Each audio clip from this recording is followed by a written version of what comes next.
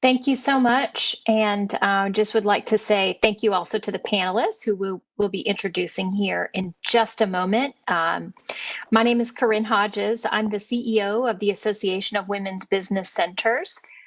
We represent a network of 116 women's business centers across the country that provide training, counseling, and mentoring for individuals looking to start a new business or grow an existing business. And so it'll be my role here to help moderate the upcoming panel, throw them some questions, get the thinking going, and look forward to an engaging and an intellectual discussion here.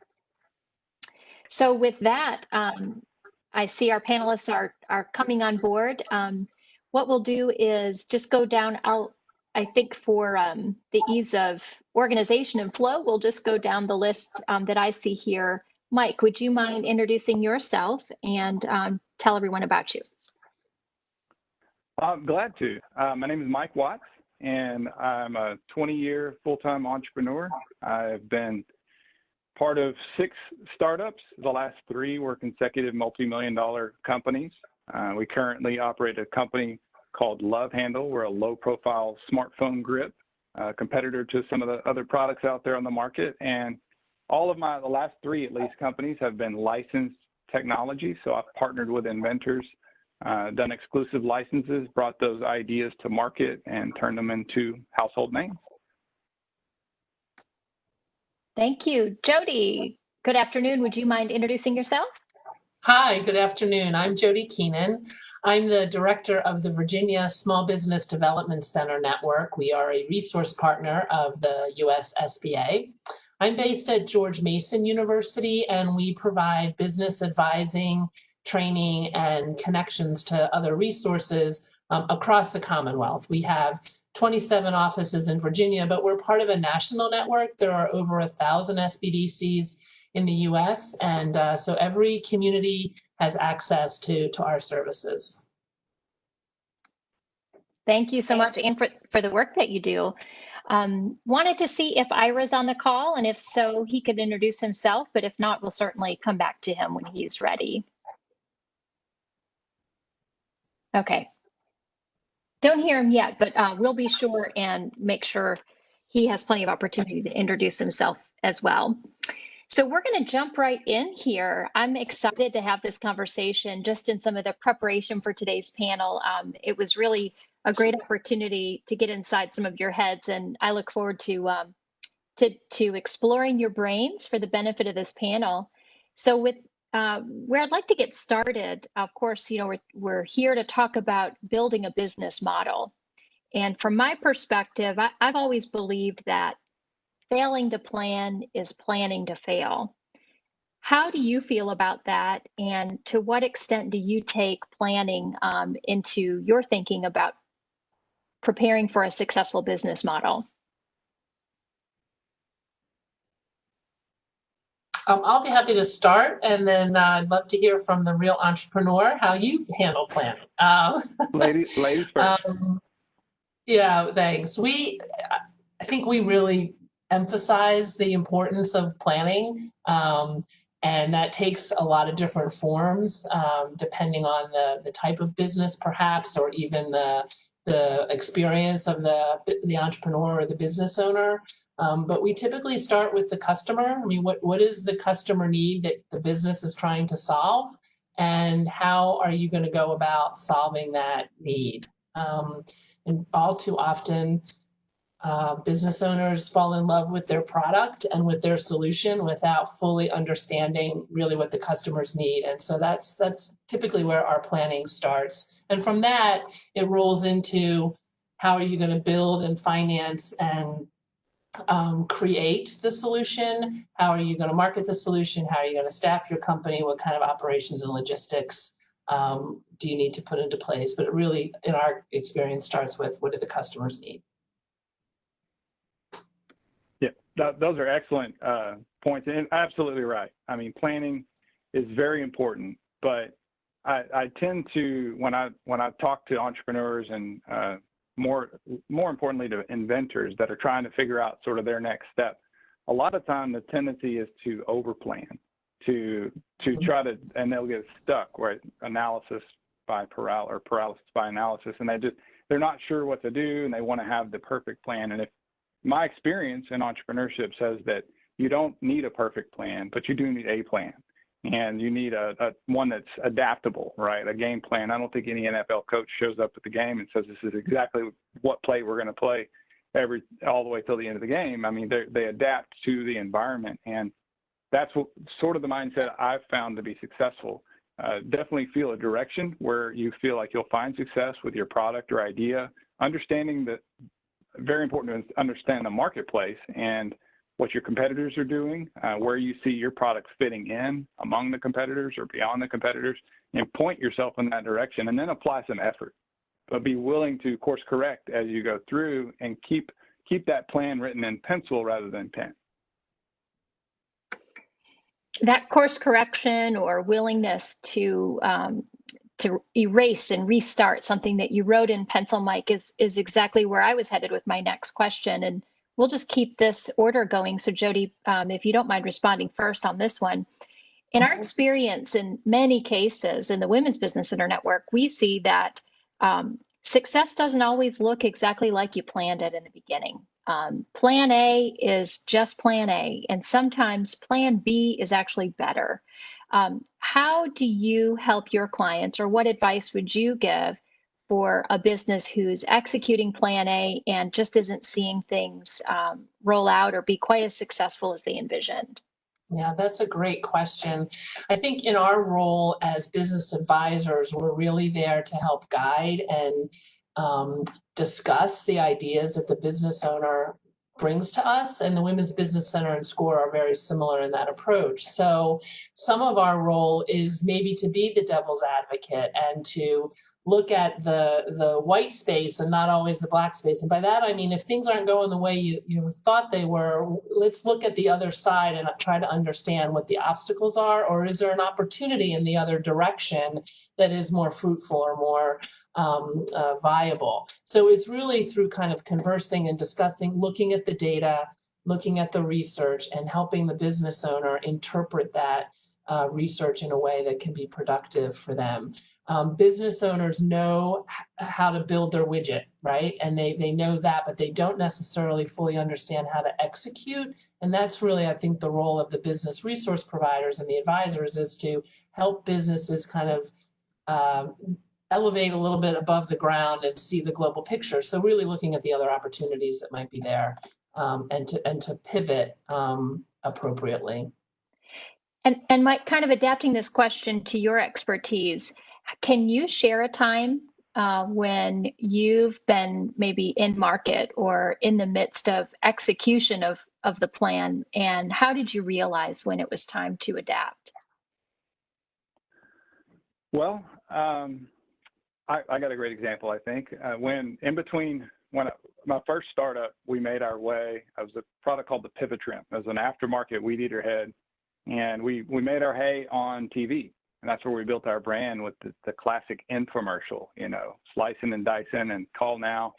And it was great, and it was super successful. And then when we sold that company, my next licensed product, the LoveHandle, I just assumed that it would be the same success story. In fact, I think my ego caught up with me a little bit, and I put it on TV. We invested hundreds of thousands in a big production and large amount of inventory. But unfortunately, the ball had moved. In the sense that people weren't watching TV as much as they were. 5 years had gone by, and people had moved to social media. And so the returns weren't there. In fact, we're seeing today that the as seen on TV sections in major drugstores are being replaced with as seen on Shark Tank or other types of sets. So as that cheese moves, if you will, you need to be willing to get over your preconceived notions about what's going to work. And don't get too far ahead of yourself. Always take affordable steps, so that if you misstep, you don't lose the whole game, right? It's like poker. You don't shove all your chips in the middle when you're not really sure. It's better to just play a hand at a time and see how it goes. And I've found in business, it's that way. So don't get ahead of yourself, and then make sure you get that market feedback before you take the second step. It's almost like you know where I'm headed with the questions next. You just talked about money and investment, and certainly in our experience, one of the greatest barriers to successful entrepreneurship can be access to capital. Um, let's talk about a little bit about the role of those resources in a successful business model. And so I leave the question pretty open to you, whether it's how do you counsel your clients on how to determine what the right level of investment in their business ought to be, or maybe Mike, it's also on your end. How much money should you be willing to lose, and how do you know that you've got this question answered appropriately given your business model? So, Jody, I think I'd like to start with you first again. Okay, sure. We see a lot of business owners who come to us looking for financing help. We don't provide financing, but we certainly provide counsel in helping them identify financing sources. I often say they come to us looking for financing or looking for marketing, and usually they need customers before they need the financing. But how we help people figure out the financing is first to understand, again, what is the project they're trying to undertake and be successful with, and can it be developed, can it be rolled out in phases so that so the whole project cost doesn't need to be accumulated at the beginning.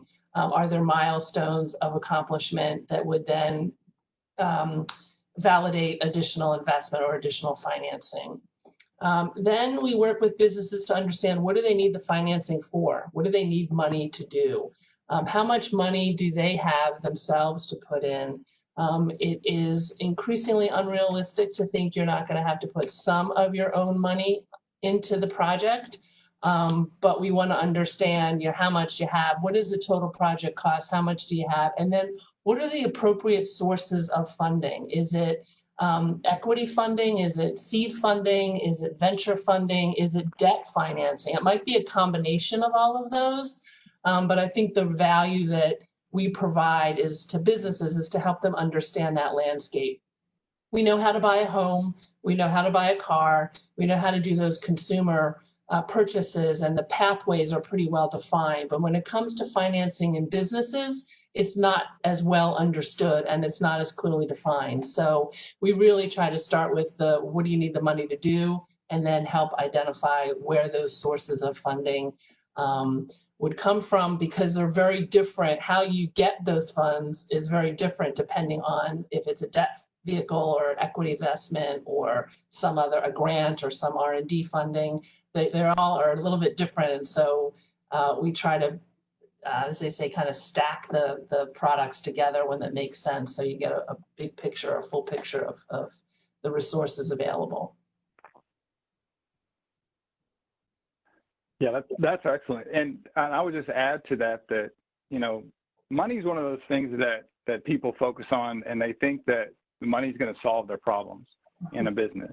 And unfortunately, if you're pointed in the wrong direction and don't know it, or you're making bad decisions, adding more money to it is just going to make those bad decisions worse. And so you have to approach it as a journey, a long-term journey, because there's no businesses that are overnight successes. They just don't exist. So, but you're in it for the long game. And so know that you need to be smart with your resources. One of the greatest things in my journey has been being able to make a deal with a shark. And so Damon John is my business partner now, and he wrote a great book called The Power of Broke. And in that book, he talks about, being scrappy and making your dollar go as far as possible.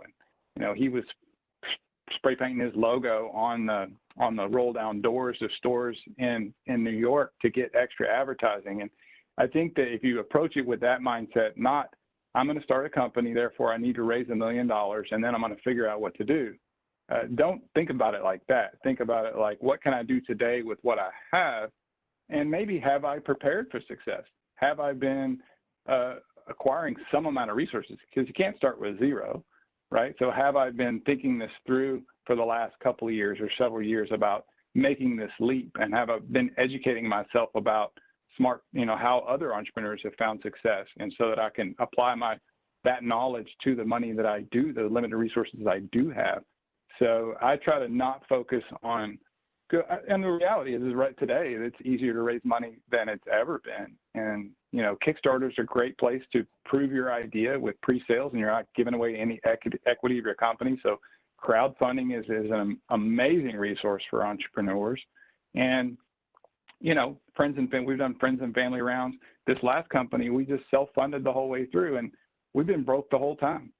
But, you know, you just live in that sort of space, and you just keep, you know, that, and having your own money in there, I think that it gives you just another level of, another gear of energy that you can put towards your idea, because it's just so much more important that you make it work. I think it's a great comment, Mike, about how you don't think about the smallest amount of money you need to make a step in this business, rather than let me go after a big chunk of money at first. I think that's such great advice, and not always easy to wrap your head around, because you see these business competitions where they're awarding, you know, $5,000, $10,000. You think, what could I do with that? And it's amazing what you can do with smaller dollars to get things started and launched. So that was a great point. Thank you, So this is a great conversation, and I want to make sure that we are thinking specifically too about the inventor out there who has the great product idea or has the prototype, and really is looking for some additional advice on building that business model. So I'd like to think about some of either the advice that you would have, specifically having either been through that journey, Mike, or thinking about some of the clients that you all have advised through your network. I think they may have some unique perspectives or some unique barriers to overcome. Is that true? Jody, you want to go first? Definitely. Sure. Okay. Yeah, we have a focus on companies who are developing innovations and want to commercialize innovations or technologies. And so we do get inventors who are interested in this. And I'll say what I said earlier, really understanding what the customer needs. What is the market demand for the solution or the invention that you've had? And it's very difficult. We understand, we respect, for inventors to build something and then go out and talk to customers and learn that it's not exactly what a customer wants. That can be heartbreaking. It's like your baby just isn't what we needed. So we really encourage inventors when we can, and sometimes they've already built something out, but to talk to customers first and build minimum products, small products, prototypes that you can easily take apart or re-engineer or scrap and start over without losing a whole lot of time or money, rather than fully building out a product before you've got confirmation from someone beyond your mother, your wife, your kids, your next door neighbors who already like you and already have a lot of confidence in what you're doing, okay? They're not gonna sustain the business. So we run business, we have a number of customer discovery cohorts that we run businesses through on a regular basis. And this is often the point where entrepreneurs neither decide to move forward, which is they're gonna change what they had in their brain and what they thought was gonna be the path, and follow what the customer's needs are. And then they can always decide, I don't wanna be in that space. But if you build something and then you talk to customers, it's a lot of lost time. Can be a lot of lost money as well if you spend too much investing in that. Point. Mike, your thoughts? Yeah, you nailed it, Jody. I mean, it's actually, it's funny because I call it the ugly baby syndrome, and because nobody wants to tell you got an ugly baby, right? If you got one, and the fact is, like, people treat their ideas kind of like that, and I try to coach my clients about how to think beyond the current iteration and feel like maybe it's never done. But if your product's perfect, then you launched it too late, right? If you're not, they would say, like, if you're not a little bit embarrassed by your first product launch, then you launched too late. Like, you need to do it small. And the cool thing is that with all the tools that you have today, with a smartphone in your hand, You can create a little demo video, and you can just video a prototype and put it out there on social media or an ad and see if you can get orders, like build a one-page website and see people before you even have it. And you can test the market. You don't have to ship it. Just cancel the orders and say, hey, I'll put you on a list when these are available. They're back ordered. Like, it's so inexpensive to test an idea today. And what you're going to find is people with feedback that, well, what if that product had this feature or that feature? And you'll be like, oh, yeah, maybe I could try that. And now there's more value to your idea. And that's what people need to think about. You're not getting paid for an invention or a physical product. You're getting paid for the value that you deliver to someone else's life. And if your product is a great deliverer of that value, then you're going to get compensated for that. And if it's not, if the market's not big enough or people can't understand it because you can't demonstrate it well and you haven't got, I mean, the demonstration is, I would say, just as important as the product itself, because that's how you're going to communicate the value that it delivers. So I think it's really important to test and to not get too caught up in the current iteration of your product and know that it's probably going to change. As a licensee, 3-time licensee now, all the products that I licensed had already been developed into sellable units that had been sold in the market in some form or fashion. So they were proving to me, before I invested my valuable time and money into the license and then the marketing, which I knew would be a 5 to 10 year game to get a product really out in the market. Before I got to that point, they were proving it to me, hey, look, people are buying this and they're happy with it. And they know that they need someone else to help them scale it up. And maybe that's where I come in.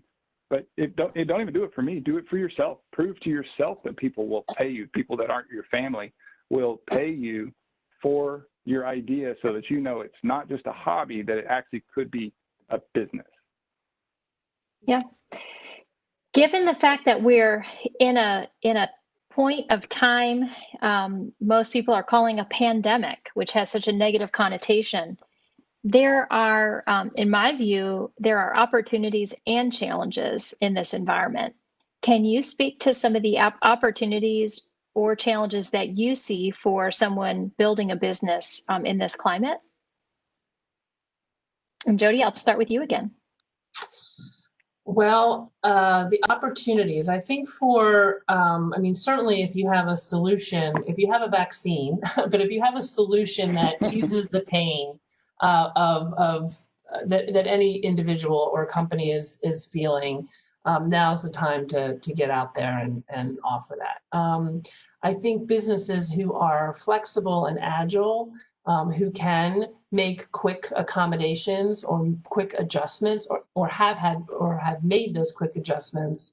In most cases, those are proving to be fruitful. I mean, if you've gone to online e-commerce, or if you've gone to, if you're a restaurant, I hate to continue to use restaurants as examples, but if you're a restaurant who has gone to a model where you're packaging meals, for instance, some of those solutions are probably going to stay in your business model going forward because they've been profitable, they've made you successful, they're easy enough to roll out. And even when you expand, or we start to, return to more traditional business operations, those new approaches will still be worthwhile and likely would not have been considered because we didn't have the need or the crisis to figure it out. So I think that's some great opportunity, and I would encourage businesses who are doing well to continue to look at new and innovative ways, because the longer we stay in this phase, or the longer it takes us to return to traditional business operations, the harder it is to keep a business going. So you're going to have to be looking at new opportunities. Mike, what do you think? I think that there's probably more opportunity right now, today, during a crisis like this, for entrepreneurs than there's ever been in the past, because change by definition creates opportunity. And we have, a lot of businesses that aren't going to make it through because maybe they weren't prepared or for whatever reason, God bless them, but there's going to be less competition coming out of it. One of the best times to start a business is during a recession or some sort of change, disruption in the marketplace, because it allows you to emerge out the backside of it with a stronger brand, and you can operate and have better access to your customer base now via, the social media, the digital presence, e-commerce. It's putting the power back into the brand's hand and out of the hands of, even how do you get eyes on your stuff? You don't have to go through Hollywood anymore, right? It's direct to the consumer. And then if you can get those consumers to operate in your ecosystem of your website, well, now you have absolute control over their experience. And that's so powerful with the power of video and the ease of creating video. It's so much easier to create a brand. In fact, there's a great example. This year I did 13 trade shows. I've done, I calculated over 600 trade shows that I've done over the last 10 years, and all over the country, and I'm a trade show expert maybe, right? But now everybody's going digital. Just look at us today. Here we are on a digital platform. And the person that wins in entrepreneurship, in my mind, is the one that is willing to step on the dance floor first, right? The middle school dance, nobody wants to go out there. The DJ's playing the music, and the first guy that steps on there, he's probably going to get to dance with the girl. Well, here we are, right? So what I did is I'm actually embracing and trying to learn everything I can about the digital show platform. Created a studio here. I'm getting, trying to learn about how, earlier this week, we had a show that was all online. There was 6,000 people that attended this show, and we had an extremely successful event. And an event like this, people that weren't able to travel to DC to go to invention-con, well, now they're having access to this in an amazing, scalable platform. So there's where a lot of the world is going to focus on the negativity. An entrepreneur is always going to find the positive. He's always going to find the gap between the trees when he's downhill skiing. And don't look at the obstacle, look at the opportunity.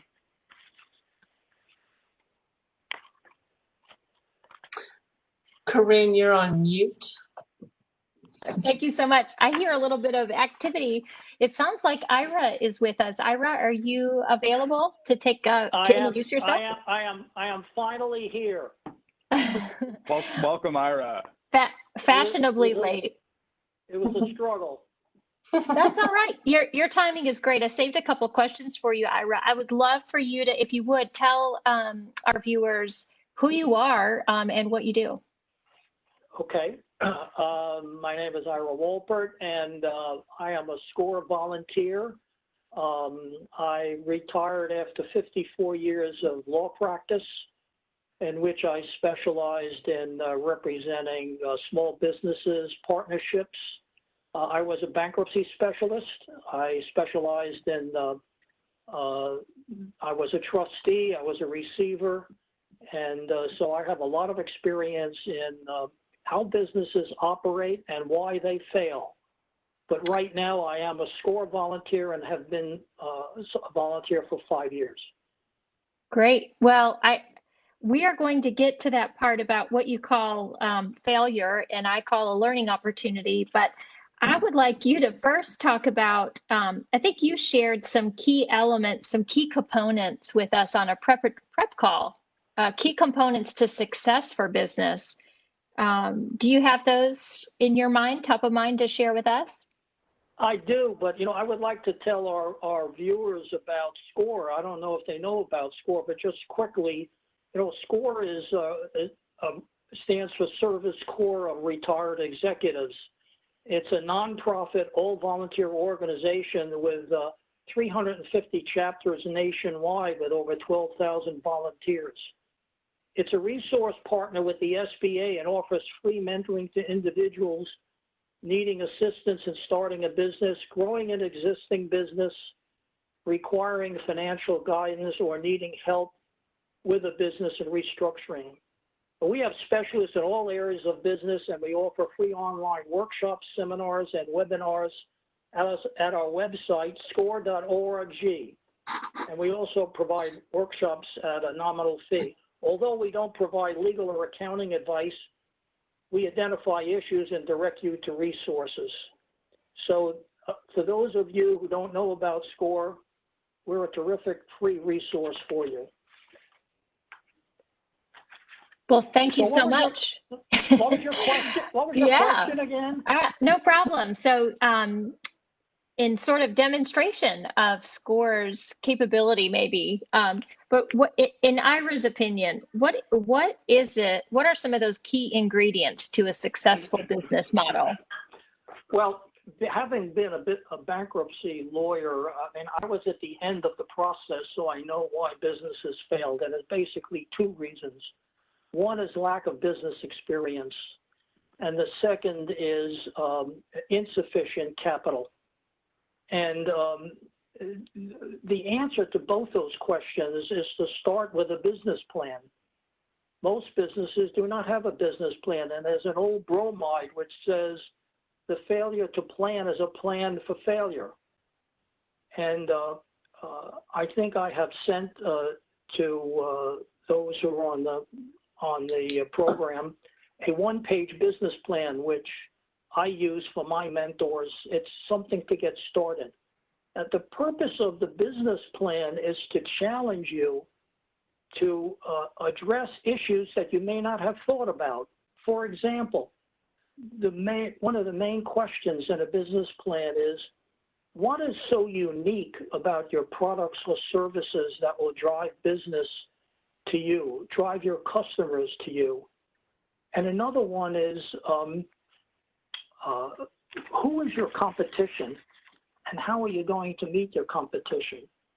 I have had clients, when I ask who's your competition, they said they don't have any. And I said, well, there's two answers to that. Either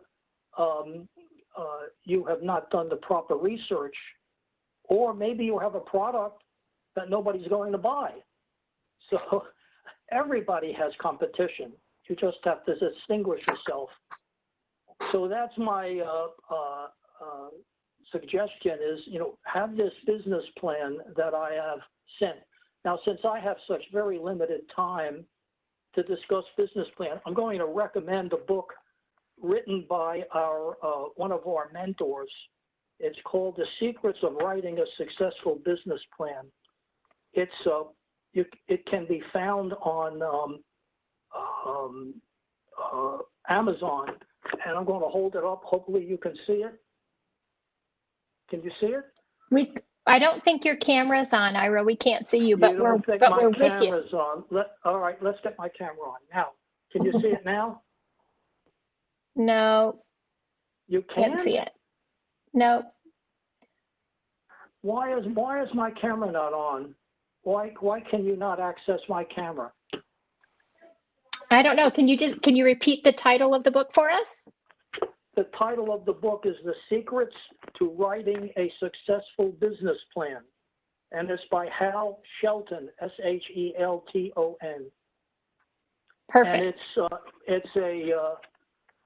it's a book of over 300 pages about how to write a business plan. Since I have so much limited time, I really can't go into a business plan too much. Well, no, I think you hit some of the main points that I was hoping you would cover. I know that that you're not here to provide legal advice, and you've already shared that some of what you see the triggers to business failure already are not having a plan and not having enough capital. How is there a point in the business journey when it's just time to go ahead and consider bankruptcy as an option? Because I think that you can travel along maybe longer than necessary. I'm not sure. What's your experience? How does one make that decision? About going into bankruptcy? Yes, sir. Well, that's a very difficult question to answer in this short time. I'll tell you one thing I would like to discuss, though. I thought we were going to do that is do you need a partner? Of course, I haven't been involved in so many partnership disputes, and I always ask my clients, why do you need a partner? And I usually get two answers.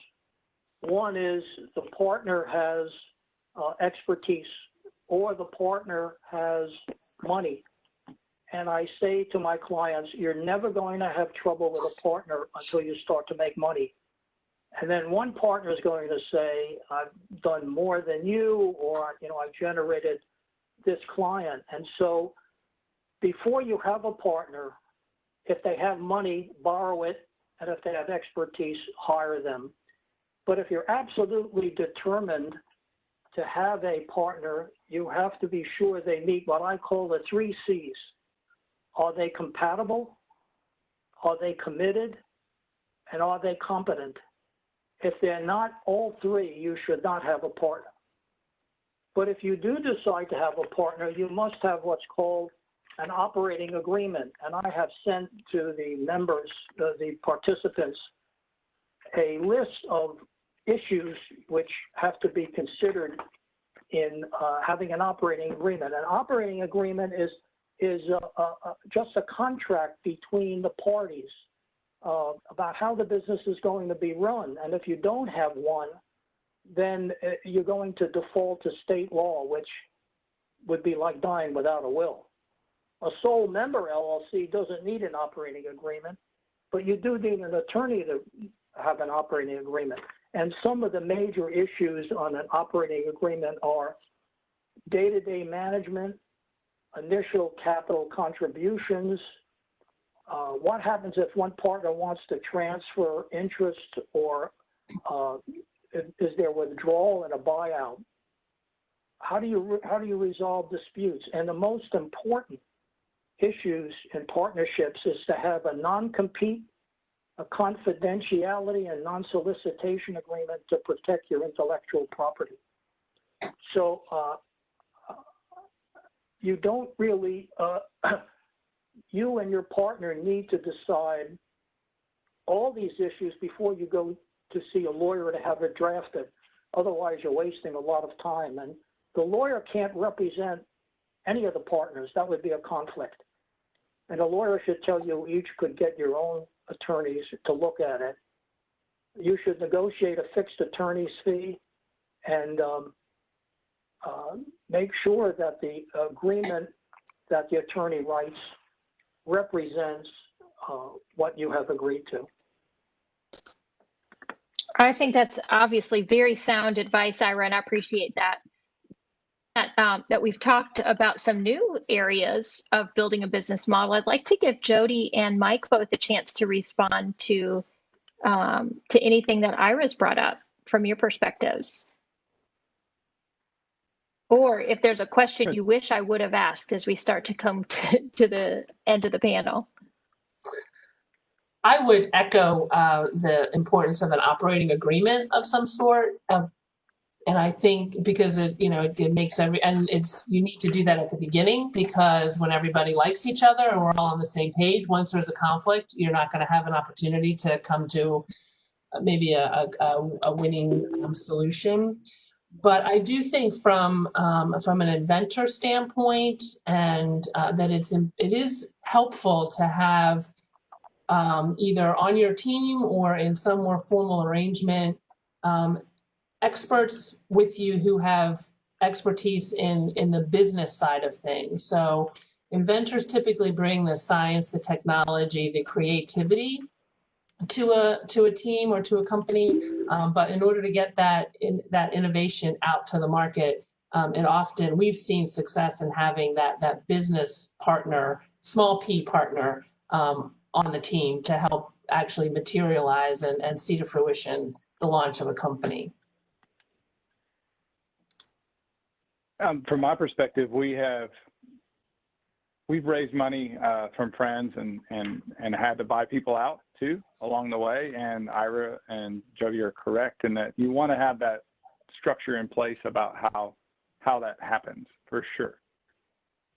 But as far as contracts go, one of the most important, well, at least the one that has been successful for me, is around the license agreement.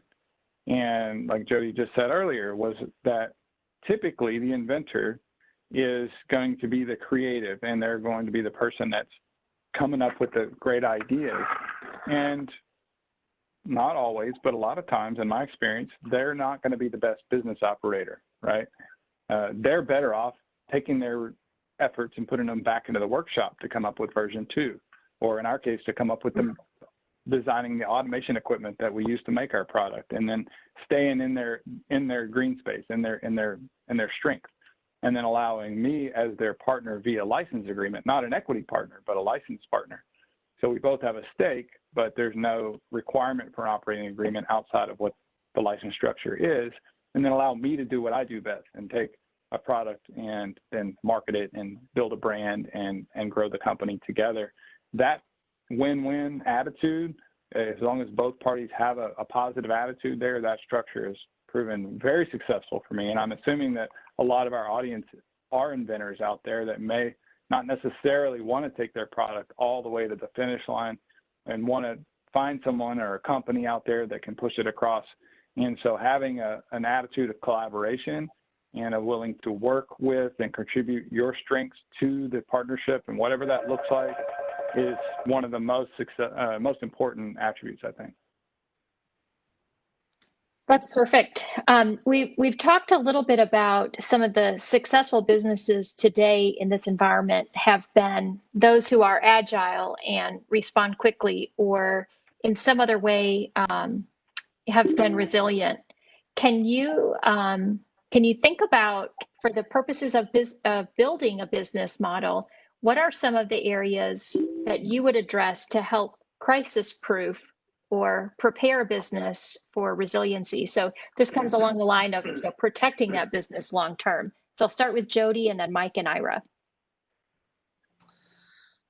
Oh, gosh. I think resiliency planning and contingency planning always is a great idea the moment a crisis hits, and it's really difficult to think about it beforehand, honestly. So I think, some of the best practices are knowing where all of your data is, knowing where all of your important information is, kind of being organized in how you maintain records and documentation and files related to how your business is operating. So that if you have those kinds of practices instilled and you don't have a formal contingency plan, at least when a crisis hits, you know where you can go to get the information that you're going to need immediately. But generally, resiliency planning, contingency planning it starts with that, getting all of the important information in one place that's accessible. Maybe it's replicable and other people have access to it. It's on the cloud. It's not in your office filing cabinet. Because technology allows you to do that, and working out, who's in charge of what and how are we respond and who's going to manage the operation if there's if someone is not available to do that.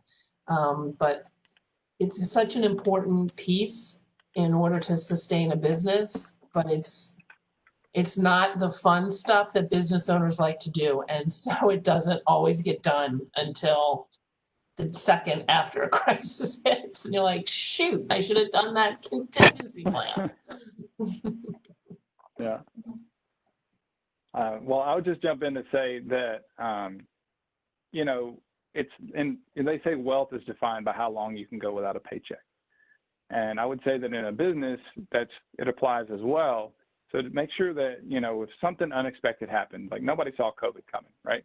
But as long as you're operating your business in such a way that you're not super leveraged to where that if all of a sudden some of your revenue dips down, that you're not going to be able to find a way to navigate through it, or at least you don't have some idea of how you could scale back and turn your, battleship into a submarine and ride the waves out, below the surface.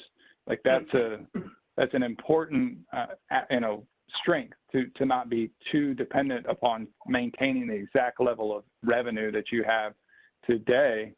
And then additionally, how are you basically approaching the long-term game, right? So are you diversifying? Do you have different types of customers? For us, when COVID hit, one category, promotional products, went to nearly zero overnight, but our e-commerce doubled at the same time.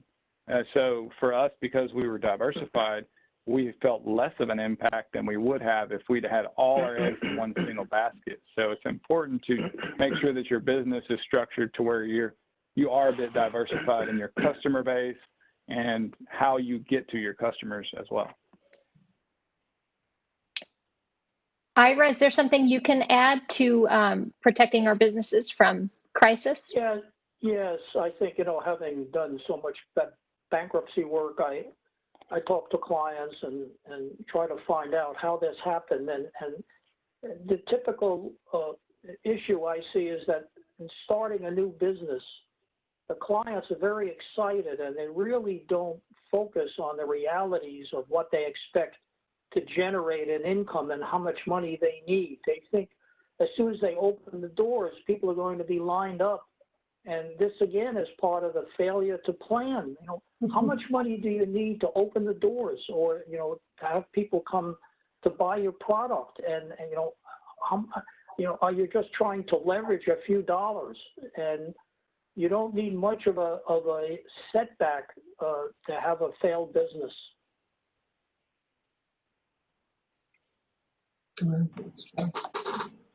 Okay, so group, since we're about short, I still have some questions that we got in from attendees.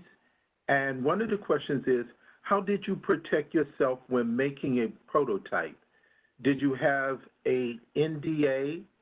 What precautions do you suggest that's a new inventor or idea take?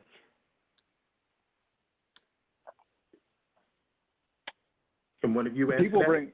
what is it for me? Yeah, I'll just say that people bring me ideas all the time, and they come in with NDAs. I'll gladly sign an NDA, but people are very focused. Like, you can't let fear limit you, right? So I would rather be showing more people and developing a product. I don't think there's that many people out there ready to steal your idea. That's my opinion. And so getting your product made and then feedback and let people try it and say, hey, it's breaking here, or it could be better in this way. There's more value in that than there is in hiding in a closet and not putting your product at least through the paces in some respect. So a lawyer's probably not going to give you that advice, but for me, the first one to the market is the winner. So speed to market is really important. So that development side where you're playing with prototypes and you're trying to get it in front of people, definitely have an NDA, but I don't know of anybody that violated an NDA that went to jail either. So like, it's that, just assume the best of people. I think that most people out there, at least domestically, are out there trying to help or help you participate or further your idea. At least I know I am. And so I tell people not to get caught, because so many inventors get what they want. They'll just keep their idea in a closet, and the next thing you know, let's say every idea has been invented 10 times already or 100 times already before someone actually did something about it. The differentiating factor is action around it. So just take the action without fear. Okay, I have another question. I would love to know what to do after making a prototype. I did small test groups and received great responses. I don't want to lose tons of money, but at this point, I need to spend a little money on machines, making molds, etc., so I can get a small amount made. Can someone answer that? Not to take over here, but this is definitely my space. This is right up your alley. Yeah. So what I would say is that, have you sold any? Whether you have them or not, have you taken the effort to put them out there? If you're already making prototypes and get great feedback, then awesome. Make a one-page website, make a little demo video, and put it out there on an Instagram ad, and see if people will click and buy it or not. And you can sell products you don't have, and we talked about this a little bit earlier. Now, that said, don't be so focused on, when you do go to your first production run, great. Don't be so focused on profit margin. Go whatever the cheapest way is, because obviously the Chinese will tell you, hey, give it to us. You got to order 50,000 of these, and we can give you this great, amazing price. But you don't know if that's the final version. You're going to end up with 50,000 of these in your garage and not even know what to do with them, because you realize later on that the idea could have been better and something else critical needed changed. And so that's back to take affordable steps, do what you can do, sell a few, take that money, and then, you know, keep growing a little bit at a time instead of trying to bite off too much at one time. I'd like to add something to this. I've had many clients come in and ask about where to get a prototype. It's not easy to find people to do prototypes. I have a list of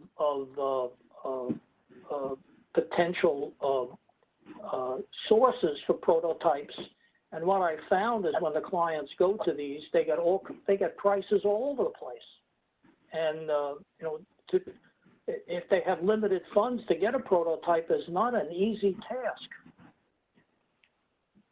Mm-hmm.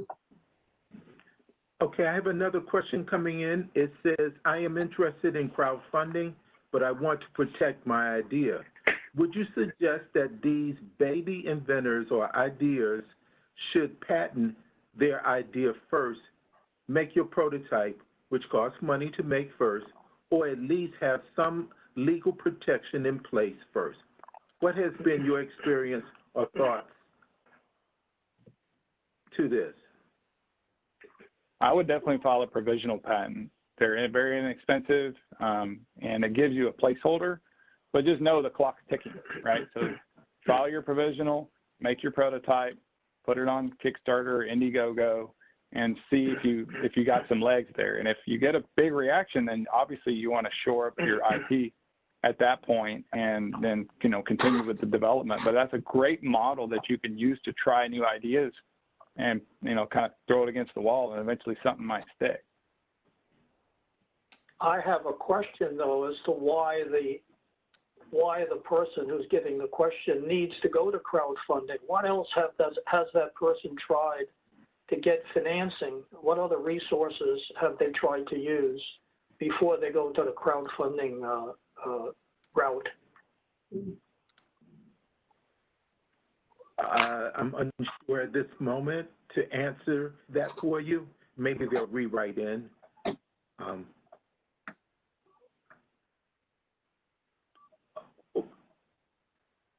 You know, there is a concern around, you know, people talk about the Chinese are watching, you know, Kickstarter, and they're going to copy anything they see on there. And that may be very well true, but the crowdfunding platform itself, understand that it's really more of a marketing tool than anything else. I mean, we're an established company. We've been in business almost 7 years.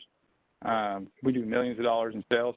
The product I have coming out next, we're putting it on Kickstarter, right? Because there's no better platform to create a bunch of awareness and pre-sales without giving away any equity. It doesn't cost you anything to do it. So why wouldn't you do that? It's just a marketing tool to get your product out there. If you're early days, then, you know, maybe you do a little micro campaign like I talked about with an Instagram ad and just see what kind of response that you get. But the crowdfunding is a great resource, I would say, for entrepreneurs and inventors. Well, that's going to be our last response that we're going to have. I would like to thank you, Corinne, Ira, Jody, and Mike. And thank you very much. And we're going to move on next to our break.